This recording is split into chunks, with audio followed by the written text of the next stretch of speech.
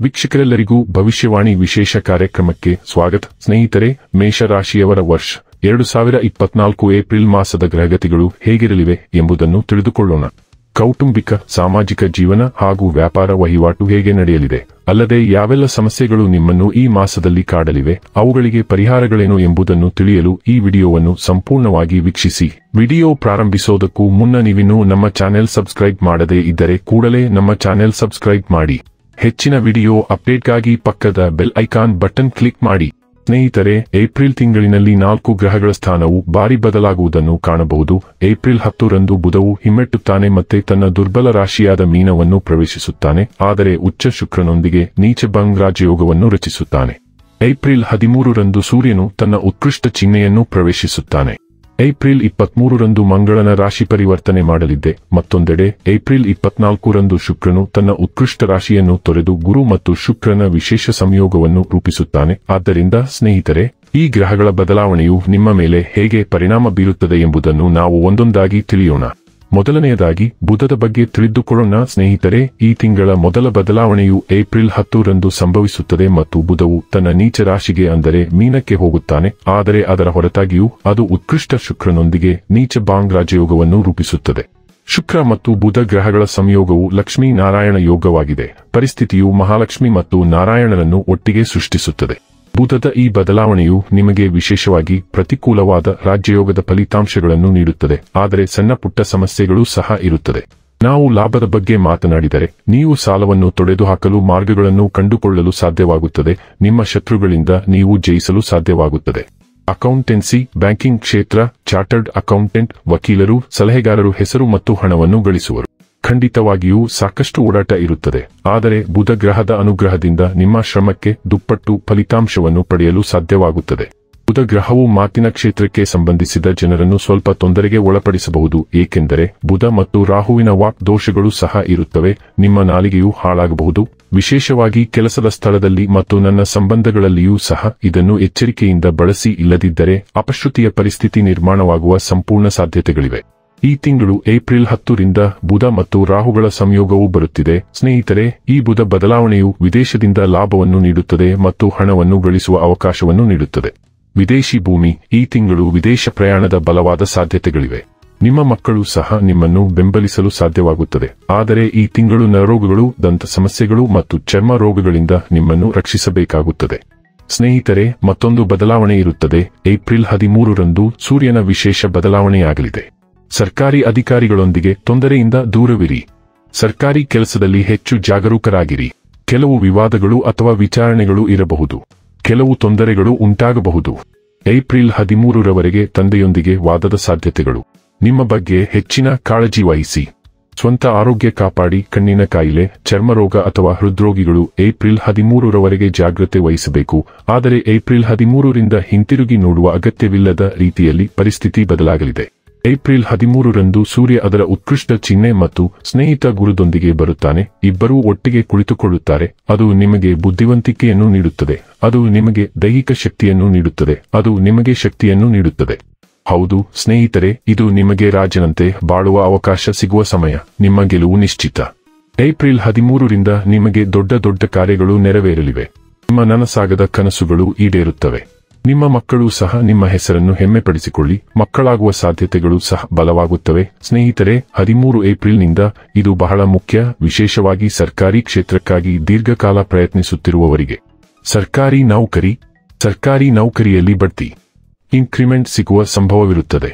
ಹಾಗೆಯೇ ಏಪ್ರಿಲ್ 13 ರಿಂದ ರಾಜಕೀಯಕ್ಕೆ ಐತಿಹಾಸಿಕ ಸಮಯವಿದ್ದು ಅದನ್ನು ಮರೆಯಲಾಗದು. ವಿಶೇಷ ಸ್ಥಾನಮಾನಗಳು ಒಂದನ್ನು ಪಡೆಯುತ್ತವೆ. ಕೇವಲ ಕನಸಾಗಿದ್ದ ಅಂತಹ ಸ್ಥಾನವು ನೆರವೇರುತ್ತದೆ ಮತ್ತು ಸೂರ್ಯನ ಪ್ರಬಲ ಸ್ಥಾನವು ಏಪ್ರಿಲ್ 13 ರಿಂದ ಷೇರು ಮಾರುಕಟ್ಟೆ, ಸರಕು ವಲಯದಲ್ಲಿ ಹಣದ ಸುರಿಮಳೆಯಾಗಲಿದೆ. ಮಹಾಲಕ್ಷ್ಮಿಯು ನಿಮಗೆ ದಯೆ ತೋರಿಸುವಳು. ಅಂಟಿಕೊಂಡಿರುವ ಹಣವನ್ನು ನೀವು ಪಡೆಯಲು ಸಾಧ್ಯವಾಗುತ್ತದೆ. ಸೂರ್ಯನ ಕೃಪೆ.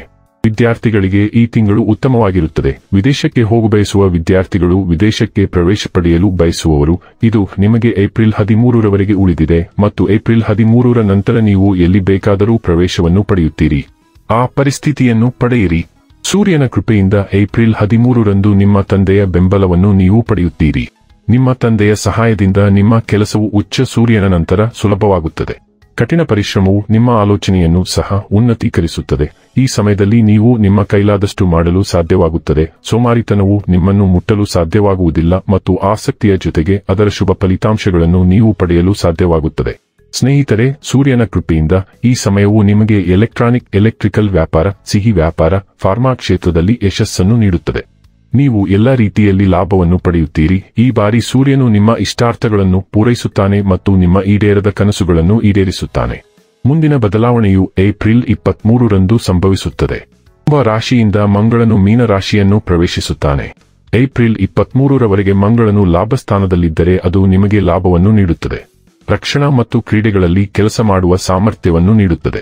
ನಿಮಗೆ ಒಳ್ಳೆಯ ಕೆಲಸ ಸಿಗುತ್ತದೆ ಮತ್ತು ಈ ಸಮಯದಲ್ಲಿ ಮಂಗಳ ಗ್ರಹದ ಕೃಪೆಯಿಂದ ನೀವು ಯಾವುದೇ ರೋಗದಿಂದ ಮುಕ್ತರಾಗಬಹುದು, ರೋಗಕ್ಕೆ ಚಿಕಿತ್ಸೆ ಪಡೆಯಬಹುದು. ಆದರೆ ಸ್ನೇಹಿತರೆ, ಮಂಗಳ ಗ್ರಹವು 12ನೇ ಮನೆಗೆ ಪ್ರವೇಶಿಸಿದ ತಕ್ಷಣ ರಾಹುವಿನೊಂದಿಗೆ ಅಂಗಾರಕ ದೋಷವನ್ನು ಸೃಷ್ಟಿಸಿ ಏಪ್ರಿಲ್ 23ರಿಂದ ಕೋಪಸಾರ್, ಒಂದು ಕಡೆ ಬುಧ ಮತ್ತು ರಾಹು ಮತ್ತು ಇನ್ನೊಂದು ಬದಿಯಲ್ಲಿ ಮಂಗಳ ಮತ್ತು ರಾಹುವಿನ ಅಂಗಾರಕ ದೋಷದ ಸಂಯೋಗವು ಸ್ವಭಾವತಃ ಕೋಪವನ್ನು ಹೆಚ್ಚಿಸುತ್ತದೆ.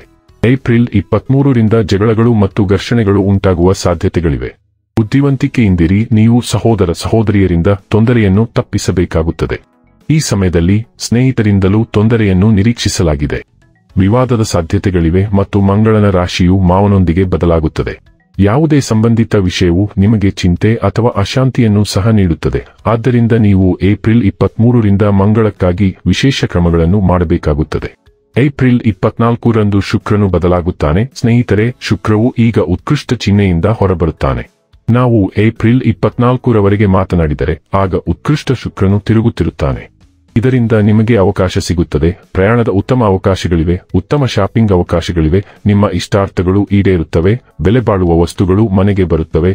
ನೀವು ಕಂಡ ಯಾವುದೇ ಕನಸು ಅಲಂಕಾರಕ್ಕಾಗಿ ಹೊರಹೋಗುವುದು, ಪ್ರಯಾಣ ಅಥವಾ ಶಾಪಿಂಗ್ ಮಾಡುವುದು ನೆರವೇರುತ್ತದೆ. ಕಲಾವಿದರು ಹೆಸರು ಮತ್ತು ಹಣವನ್ನು ಗಳಿಸುತ್ತಾರೆ ಮತ್ತು ನೀವು ಹೊಸ ಕಲೆಯನ್ನು ಅಭಿವೃದ್ಧಿಪಡಿಸಿದರೆ, ನೀವು ವಿದೇಶಿ ಭಾಷೆಯನ್ನು ಕಲಿಯಲು ಬಯಸಿದರೆ, ಶುಕ್ರನ ಕೃಪೆಯಿಂದ ಇದು ಸರಿಯಾದ ಸಮಯವಾಗಿರುತ್ತದೆ. ಭೂಮಿ ಮತ್ತು ಕುಟುಂಬದ ಬೆಳವಣಿಗೆಯಿಂದ ಹಣವೂ ಬರುತ್ತದೆ. ಈ ಬಾರಿ ಶುಕ್ರನು ನಿಮಗೆ ಕುಟುಂಬದಲ್ಲಿ ಮಗುವಿನ ಜನನವನ್ನು ಖಂಡಿತವಾಗಿ ತೋರಿಸುತ್ತಾನೆ ಅಥವಾ ಹೊಸ ಸಂಬಂಧವನ್ನು ಸರಿಪಡಿಸಬಹುದು. ಶುಕ್ರನ ಅನುಗ್ರಹದಿಂದ ನಿಮ್ಮ ಜೀವನ ಸಂಗಾತಿಯಿಂದಲೂ ನಿಮಗೆ ಬೆಂಬಲ ಸಿಗುತ್ತದೆ. ಜೀವನ ಸಂಗಾತಿಯ ಪ್ರಗತಿಯು ಸಹ ಸಂತೋಷದ ವಿಷಯವೆಂದು ಸಾಬೀತುಪಡಿಸುತ್ತದೆ. ಆದರೆ ಏಪ್ರಿಲ್ 24ರಂದು ಶುಕ್ರನು ಮೇಷರಾಶಿಗೆ ಬರುತ್ತಾನೆ. ಇದು ಪರಿಸ್ಥಿತಿಯನ್ನು ಹೆಚ್ಚು ವಿಶೇಷಗೊಳಿಸುತ್ತದೆ, ಏಕೆಂದರೆ ಸ್ನೇಹಿತರೆ, ಶುಕ್ರ ಮತ್ತು ಗುರುಗಳ ಸಂಯೋಗವು ತುಂಬಾ ಶುಭ ಫಲಿತಾಂಶಗಳನ್ನು ತರುತ್ತದೆ.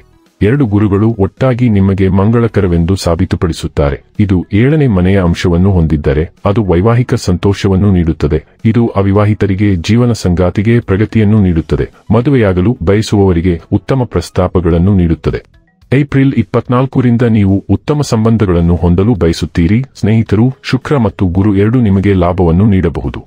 ಈ ಸಮಯದಲ್ಲಿ ಮಾಡೆಲಿಂಗ್, ಟಿವಿ, ಚಲನಚಿತ್ರೋದ್ಯಮ, ಆಹಾರ, ಆಭರಣ, ಸೌಂದರ್ಯವರ್ಧಕ, ಪ್ರವಾಸ ಮತ್ತು ಪ್ರಯಾಣ ನೀಡುತ್ತಿದೆ. ನಿಮಗೆ ಇಡೀ ತಿಂಗಳು ಲಾಭವಿದೆ. ಗುರುಗ್ರಹದ ಕೃಪೆಯಿಂದ ಕಾಗದ ವ್ಯಾಪಾರ, ಚಿನ್ನ, ಹಿತ್ತಾಳೆ, ತಾಮ್ರದ ವ್ಯಾಪಾರ, ಶಿಕ್ಷಣ ಕ್ಷೇತ್ರ, ಹಣಕಾಸು ಕ್ಷೇತ್ರದಿಂದ ನಿಮಗೆ ಲಾಭವಿದೆ. ಅದೇ ರೀತಿ ಮಂಗಳವು ಏಪ್ರಿಲ್ 23ರವರೆಗೆ ವಿಶೇಷವಾಗಿ ಪ್ರಬಲವಾಗಿದೆ. ಮಂಗಳ ಸಂಬಂಧಿ ಕೆಲಸ ಅಂದರೆ ವೈದ್ಯಕೀಯ ಕ್ಷೇತ್ರ, ಐಟಿ ಕ್ಷೇತ್ರ, ಅದು ನಡೆಯುತ್ತದೆ. ಆದರೆ ಈ ತಿಂಗಳು ಒಂದೊಂದು ಯೋಚನೆ. ನೀವು ರಾಹು ಮತ್ತು ಕೇತುಗಳನ್ನು ನೆನಪಿನಲ್ಲಿಟ್ಟುಕೊಳ್ಳಬೇಕು. ಅದಕ್ಕಾಗಿ ನಾನು ನಿಮಗೆ ಅವರ ವಿಶೇಷ ಪರಿಹಾರಗಳನ್ನು ಹೇಳುತ್ತೇನೆ. ದಯವಿಟ್ಟು ಹಾಗೆ ಮಾಡಿ. ಸ್ನೇಹಿತರೆ, ನಾವು ಶನಿ ಗ್ರಹದ ಬಗ್ಗೆ ಮಾತನಾಡಿದರೆ, ಶನಿಯು ಕುಂಭದಲ್ಲಿ ಉದಯಿಸುತ್ತಾನೆ. ಲಾಭಸ್ಥಾನದಲ್ಲಿರುವ ಶನಿಯು ನಿಮಗೆ ಲಾಭವನ್ನು ಸುರಿಸುತ್ತಾನೆ. ರಿಯಲ್ ಎಸ್ಟೇಟ್ ನಿಮಗೆ ಲಾಭವನ್ನು ನೀಡುತ್ತದೆ. ಸಿಮೆಂಟ್, ಮರಳು, ಜಲ್ಲಿ, ಕಬ್ಬಿಣ, ತೈಲ, ನಿಕಲ್ ಮತ್ತು ಸತುವು ಶನಿಯ ಕೃಪೆಯಿಂದ ಇದು ನಿಮಗೆ ಲಾಭದಾಯಕ ಪರಿಸ್ಥಿತಿಯನ್ನು ತರುತ್ತದೆ. ನಿಮ್ಮ ಕೆಲಸವು ಪ್ರಯಾಣಕ್ಕೆ ಸಂಬಂಧಿಸಿದ್ದರೂ ಸಹ ಲಾಭ ಇರುತ್ತದೆ. ಈ ಸಮಯದಲ್ಲಿ ಶನಿಯು ಏಪ್ರಿಲ್ನಲ್ಲಿ ಹೊಸ ಆದಾಯದ ಮೂಲವನ್ನು ಅಥವಾ ಹೊಸ ವ್ಯವಹಾರವನ್ನು ಪ್ರಾರಂಭಿಸಬಹುದು. ಅಂದರೆ ಏಪ್ರಿಲ್ ತಿಂಗಳಲ್ಲಿ ನೀವು ಕೆಲವು ಕೆಲಸವನ್ನು ಮಾಡಲು ಸಾಧ್ಯವಾಗುತ್ತದೆ. ನೀವು ಹೊಸ ವ್ಯವಹಾರವನ್ನು ಪ್ರಾರಂಭಿಸಿದರೆ ಅದು ತುಂಬಾ ಸಾಬೀತಾಗುತ್ತದೆ. ಒಳ್ಳೆಯದು, ಯಾವುದೇ ತೊಂದರೆ ಇಲ್ಲ, ಚಿಂತಿಸಬೇಡಿ. ಗ್ರಹಗಳು ನಿಮ್ಮನ್ನು ಬೆಂಬಲಿಸುವ ಸಾಧ್ಯತೆ ಇದೆ. ಸ್ನೇಹಿತರೆ, ನಾನು ಎಲ್ಲಿಂದಲಾದರೂ ಯಾವುದೇ ನಕಾರಾತ್ಮಕ ಗ್ರಹವನ್ನು ನೋಡುವುದಿಲ್ಲ. ಗ್ರಹಗಳೊಂದಿಗೆ ಕುಳಿತು ಗ್ರಹಗಳ ಸ್ಥಾನವನ್ನು ದುರ್ಬಲಗೊಳಿಸುವ ರಾಹು ಮಾತ್ರ, ಅದು ಕೂಡ ಏಪ್ರಿಲ್ 15ರವರೆಗೆ. ನಂತರ ವಿಷಯಗಳು ಎಲ್ಲಾ ರೀತಿಯಲ್ಲೂ ನಿಮ್ಮ ಪರವಾಗಿರಲಿ. ಆದರೆ ಒಂದು ಪರಿಹಾರಗಳು. ಈ ತಿಂಗಳು ನೀವು ಖಂಡಿತವಾಗಿಯೂ ರಾಹುವಿನ ಕೆಲಸವನ್ನು ಮಾಡುತ್ತೀರಿ. ಪ್ರತಿಯೊಬ್ಬರೂ ಬೆಳಿಗ್ಗೆ ಎದ್ದ ನಂತರ ಇರುವೆಗಳಿಗೆ ಸಕ್ಕರೆ ಹಾಕಬೇಕು. ಹಾಗೆಯೇ ಪಕ್ಷಿಗಳಿಗೆ ಧಾನ್ಯಗಳನ್ನು ಹಾಕುವುದು ಸಹ ನಿಮಗೆ ಸೂಕ್ತವಾಗಿದೆ. ಇಡೀ ತಿಂಗಳು ಹಣೆಗೆ ಕುಂಕುಮ ತಿಲಕವನ್ನು ಹಚ್ಚಿ. ನಿಮಗೆ ಶಕ್ತಿಯನ್ನು ನೀಡುತ್ತದೆ. ವೀಕ್ಷಕರೇ, ಇದಾಗಿತ್ತು ಮೇಷರಾಶಿಯ ಜಾತಕದವರ ಏಪ್ರಿಲ್ ಮಾಸದ ಗ್ರಹಗತಿಗಳ ಫಲದ ಮಾಹಿತಿ ಇಷ್ಟವಾದರೆ ವಿಡಿಯೋವನ್ನು ಲೈಕ್ ಮತ್ತು ಶೇರ್ ಮಾಡಿ. ಜೈ ಶ್ರೀರಾಮ್. ಕಾಮೆಂಟ್ ಬಾಕ್ಸ್ನಲ್ಲಿ ಬರೆಯಿರಿ. ಹಾಗೆ ಚಾನೆಲ್ ಸಬ್ಸ್ಕ್ರೈಬ್ ಮಾಡುವುದರ ಜೊತೆಗೆ ನಿರಂತರ ವಿಡಿಯೋ ಅಪ್ಡೇಟ್ಸ್ಗಳಿಗಾಗಿ ಪಕ್ಕದ ಬೆಲ್ ಐಕಾನ್ ಕ್ಲಿಕ್ ಮಾಡಿ.